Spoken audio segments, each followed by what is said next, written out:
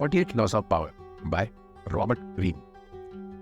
आज देखते हैं लॉ नंबर 13 जो कहता है when asking for help appeal to people's self interest never to their mercy और ग्रैटिट्यूड।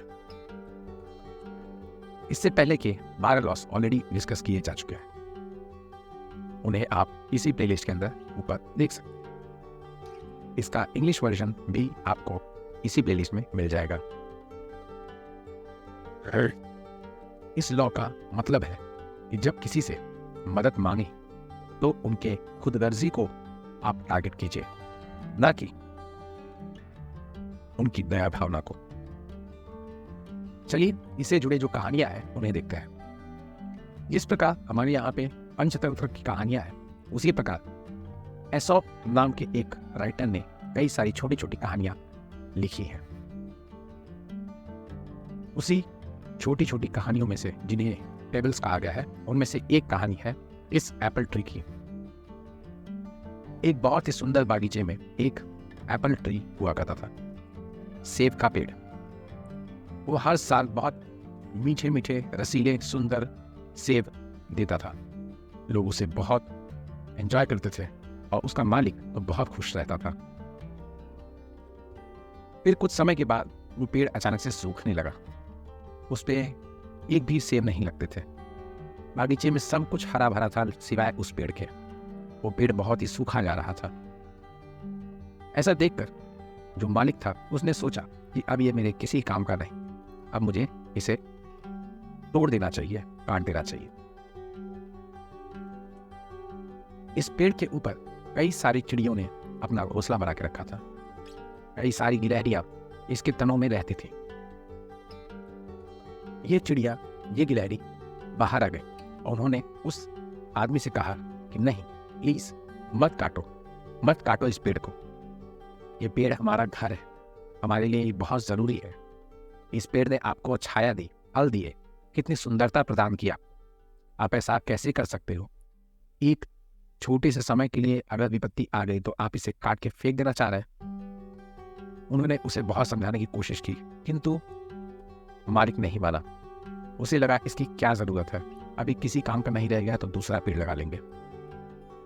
काटते काटते वहां पे उसने देखा कि तने के अंदर एक मधुमक्खी का छत्ता है, जिसमें मधुमक्खी ने बहुत ही ज्यादा हनी यानी मध दे के रखा हुआ है। उसने अपना काटना बंद कर दिया, उस छत्ते में से सारा मध निकाल लिया, छत्ते को वहीं छोड़ दिया और पेड़ को भी वैसा ही छोड़ के मध को लेकर या हनी को लेकर बाजार चला गया। ये कहानी इन लॉ को बताती है कि जब तक वो पेड़ इस व्यक्ति के काम का था, तब तक उस व्यक्ति ने उसे संजो के रखा। जब उसे काटना भी चाहा, जब वो किसी काम का नहीं रहा, तब उसने जब पाया कि इसके अंदर अभी भी मधुमक्खी ने एक बड़ा छत्ता लगा के रखा है, इसमें से मैं रोज या समय समय पर मध निकाल के बेच सकता हूं, तो मैं उसे नहीं काटूंगा। उसने उस पेड़ को पूरी तरीके से नहीं काटा।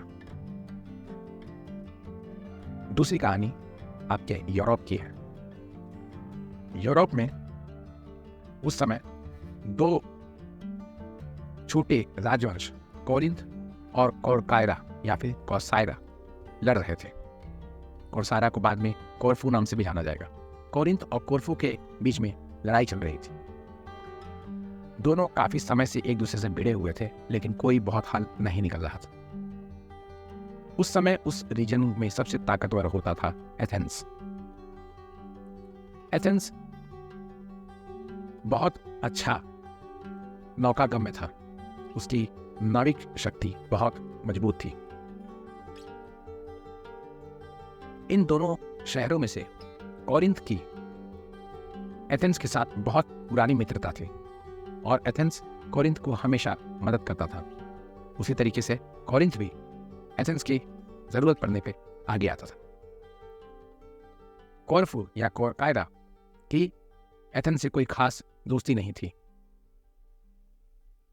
इसलिए दोनों ने सोचा कि एथेंस को अपनी तरफ अगर मिला लिया जाए तो ये युद्ध हम जीत सकते हैं।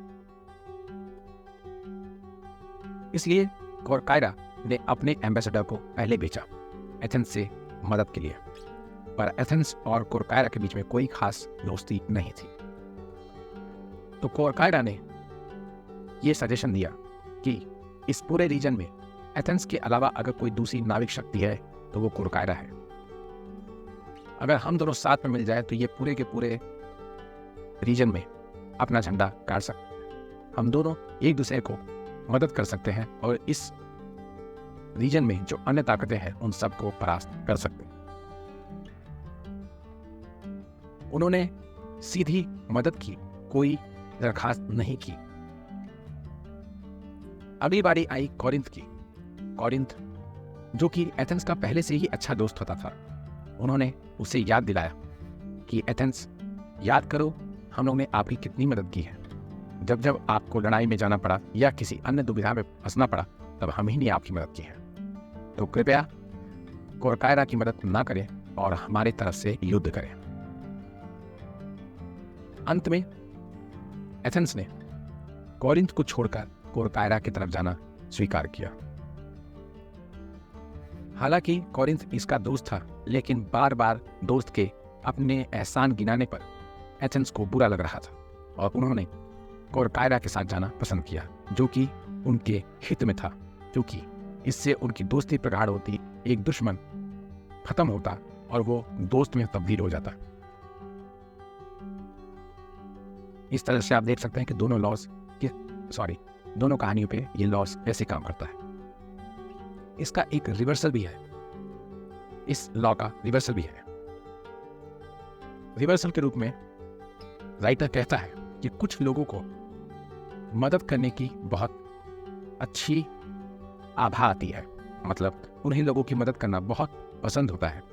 ऐसे लोगों के साथ इस तरह की लॉस काम नहीं करते। ऐसे लोगों से अगर आप मदद मांगेंगे तो वो अपने आप को खुश समझते हैं, सौभाग्यशाली समझते हैं कि आपके मदद के लिए वो आ पाए या आपके किसी काम में वो आ पाए। तो ऐसे लोगों के सेल्फ इंटरेस्ट को बेवजह हर्ट करने की कोई ज़रूरत नहीं है, या सेल्फ इंटरेस्ट को बार बार जगाने की कोई ज़रूरत नहीं है, बजाय आप उनसे सीधे मदद मांग सकते हैं। अंत में यही वो किताब है जिसके बारे में हम बातें कर रहे हैं, जिसके लॉज को हम पढ़ रहे हैं, 48 laws of power by Robert Greene. इसको आपको बाय करना है, लिंक आपको डिस्क्रिप्शन बॉक्स में मिल जाएगा। बाय करिए, पढ़िए और अपने जीवन में इसे हिस्सा बनाइए। ये बहुत ही अच्छी बुक है। चलिए आपसे मिलता हूं अगले वीडियो में। बाय। अंत में आपसे यही कहना चाहूंगा कि इस वीडियो को लाइक और अपने दोस्तों और रिश्तेदारों में शेयर कीजिए। इस चैनल को सब्सक्राइब कीजिए और नोटिफिकेशन बेल को जरूर प्रेस कीजिएगा। अंत में अगर आपके जीवन में इस वीडियो से जुड़ा हुआ कोई भी वाकया हुआ है तो प्लीज़ कमेंट बॉक्स में हमसे शेयर कीजिए। मैं सब कमेंट्स पढ़ता हूँ। चलिए मिलते हैं अगली वीडियो में। बाय।